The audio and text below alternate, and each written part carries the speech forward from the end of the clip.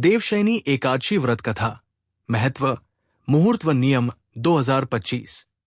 देवशयनी एकादशी का पौराणिक महत्व। आषाढ़ शुक्ल पक्ष की एकादशी को देवशयनी एकादशी कहा जाता है। इस दिन से भगवान श्रीहरि विष्णु क्षीर सागर में योग निद्रा में चले जाते हैं और 4 महीनों तक सोए रहते हैं। इन 4 महीनों को चातुर्मास कहा जाता है। ये साधना, संयम और ब्रह्मचर्य का विशेष काल है। ब्रह्मा वैवर्त पुराण के अनुसार इस व्रत को करने से मनुष्य की सभी मनोकामनाएं पूर्ण होती है और उसे विष्णु लोक की प्राप्ति होती है। इसे हरिशनी एकादशी, महा एकादशी, पद्मनाभा एकादशी, शयनी एकादशी, देवशयनी एकादशी और तेलुगु भाषा में थोली एकादशी के नाम से भी जाना जाता है। देवशयनी एकादशी 2025। तिथि और मुहूर्त। तिथि रविवार 6 जुलाई 2025। एकादशी तिथि आरंभ 5 जुलाई 2025 रात 10:39 बजे। एकादशी तिथि समाप्त 6 जुलाई 2025 रात 9:07 बजे। पारण व्रत तोड़ने का समय 7 जुलाई 2025 सुबह 6 से आकर 41 बजे तक। देवशयनी एकादशी व्रत कथा।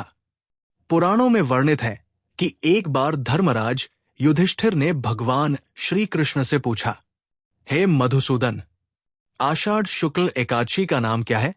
इसकी पूजा कैसे की जाती है? भगवान श्री कृष्ण ने उत्तर दिया, हे राजन, ये वही कथा है जो ब्रह्मा जी ने एक बार देवर्षि नारद को सुनाई थी। सुनो, सतयुग में मानधाता नामक एक चक्रवर्ती सम्राट राज्य करते थे। उनका राज्य धर्म, न्याय और समृद्धि से परिपूर्ण था। परंतु एक समय ऐसा आया जब लगातार 3 वर्षों तक वर्षा नहीं हुई और पूरे राज्य में भयंकर अकाल पड़ गया। प्रजा भूख प्यास से त्रस्त हो गई। यज्ञ, हवन, कथा, व्रत जैसे धार्मिक कार्य ठप हो गए। दुखी होकर राजा मानधाता समाधान की खोज में वन की ओर चल पड़े।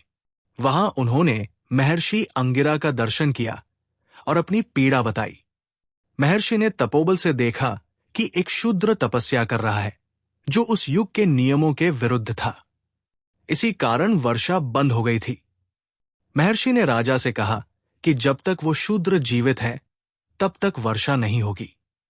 राजा बोले, मैं निर्दोष व्यक्ति की हत्या नहीं कर सकता, कृपया कोई और उपाय बताएं। तब ऋषि अंगिरा ने कहा, यदि आप आषाढ़ शुक्ल पक्ष की एकादशी को व्रत करें, जिसे पद्मा या देवशयनी एकादशी कहते हैं, तो इसके पुण्य से वर्षा अवश्य होगी। राजा मानधाता ने पूरे राज्य के साथ श्रद्धापूर्वक ये व्रत किया। व्रत पूर्ण होते ही आकाश में घनघोर वर्षा हुई और समस्त राज्य में हरियाली लौट आई। राजा और प्रजा दोनों ने इस व्रत का चमत्कारिक फल देखा। देवशयनी एकादशी व्रत विधि। दशमी की रात, व्रत की पूर्व संध्या, सात्विक भोजन करें। लहसुन, प्याज, मांस, मदिरा आदि वर्जित। रात्रि में संयम रखें। एकादशी के दिन प्रातः स्नान के बाद व्रत का संकल्प लें। भगवान श्रीहरि विष्णु की पूजा करें। पीले वस्त्र, तुलसी पत्र, धूप दीप, नैवेद्य से विष्णु सहस्त्रनाम, गीता पाठ या विष्णु पुराण का पाठ करें। उपवास करें, निर्जल, फलाहार या जल पर आधारित। रात्रि में जागरण करें या भगवान का भजन स्मरण करें। द्वादशी के दिन व्रत पारण। सूर्योदय के बाद तुलसी जल अर्पित कर व्रत का पारण करें। ब्राह्मण या गरीब को दान दे। अन्न, वस्त्र, दक्षिणा आदि। व्रत के नियम। व्रत में झूठ, क्रोध, निंदा और हिंसा से बचे। विवाह, मुंडन जैसे शुभ कार्य इस दिन से वर्जित होते हैं। चातुर्मास के कारण तुलसी पत्र जरूर अर्पण करें। ये विष्णु जी को अत्यंत प्रिय है। चावल, मसूर, प्याज, लहसुन, मांस, शराब, तामसिक भोजन वर्जित है। चातुर्मास की शुरुआत देवशयनी एकादशी से शुरू होकर देवोत्थानी एकादशी, कार्तिक शुक्ल तक भगवान विष्णु योग निद्रा में रहते हैं। इस काल में संयम, भक्ति और साधना से जीवन को पवित्र बनाना चाहिए।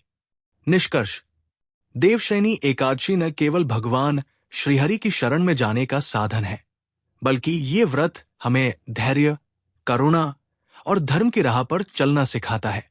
ये दिन हमें याद दिलाता है कि जब राजा भी अपनी प्रजा के दुख के लिए समाधान खोजते हैं, तब आस्था और तप से प्रकृति भी झुक जाती है।